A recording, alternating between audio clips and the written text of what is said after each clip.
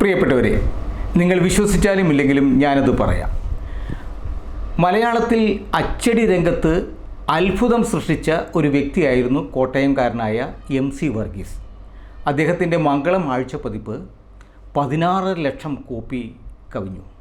അത് ഏഷ്യയിലെ തന്നെ പ്രാദേശിക പ്രസിദ്ധീകരണങ്ങളിൽ ആദ്യത്തെ സംഭവമായിരുന്നു.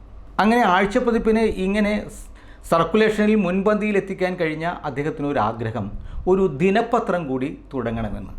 അദ്ദേഹത്തിൻ്റെ ഉപദേഷ്ടാവും മാർഗദർശിയുമൊക്കെ ആയ ആ സ്ഥാപനത്തിലെ തന്നെ ജനറൽ എഡിറ്ററായ KM റോയിയോട് ഇതേക്കുറിച്ച് അഭിപ്രായം ചോദിച്ചു. അപ്പോൾ അദ്ദേഹം പറഞ്ഞു, അത് ഒരു കാരണവശാലും ഇനി ഒരു പത്രം തുടങ്ങരുത്. കാരണം വലിയ വ്യവസായികളാണ് ഇന്ന് ഇപ്പോൾ പത്രങ്ങൾ കൈയാളുന്നത്. അവരോട് മത്സരിച്ച് മുന്നേറാൻ വലിയ ബുദ്ധിമുട്ടാണ്. മാത്രമല്ല, ഇത് ദിനം പ്രതി നമുക്ക് ഇറക്കേണ്ട കാര്യമാണ്. അപ്പോൾ ഒരു ഗ്യാപ്പ് നമുക്ക് കിട്ടില്ല. അതുകൊണ്ട് ആ പണിക്ക് പോകരുതെന്ന് പറഞ്ഞു. എന്നാൽ ആവേശം തെല്ലും കുറയാതെ ഒരു പത്രം തുടങ്ങാൻ തന്നെ MC വർഗീസ് തീരുമാനിച്ചു. അങ്ങനെ 1990കളുടെ രണ്ടാം പകുതിയിൽ പത്രം തുടങ്ങി. അത് ക്ലച്ച് പിടിക്കുന്നില്ല എന്നൊരവസ്ഥ വന്നു.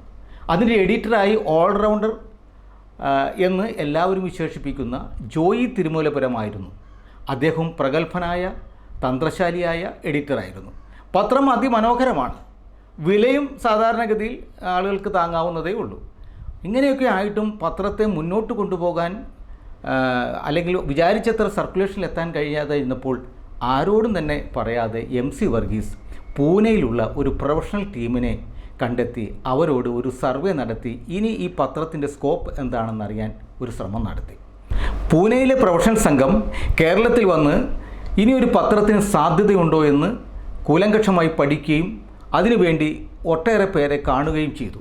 അതിൽ നിന്നൊരു കാര്യം മനസ്സിലായി, ജാതി മത രാഷ്ട്രീയ കക്ഷികൾക്കെല്ലാം ഇന്ന് നിലവിൽ പത്രമുണ്ട്. ഇനി പത്രമില്ലാത്തത് വ്യാപാരികൾക്കും വ്യവസായികൾക്കുമാണ്.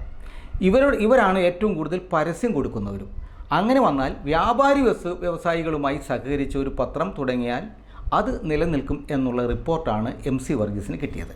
അങ്ങനെ അദ്ദേഹം വ്യാപാരി വ്യവസായി ഏകോപന സമിതിയുടെ എല്ലാമായ നസ്രുദ്ദീനെ കാണാൻ കോഴിക്കോട്ടെത്തി.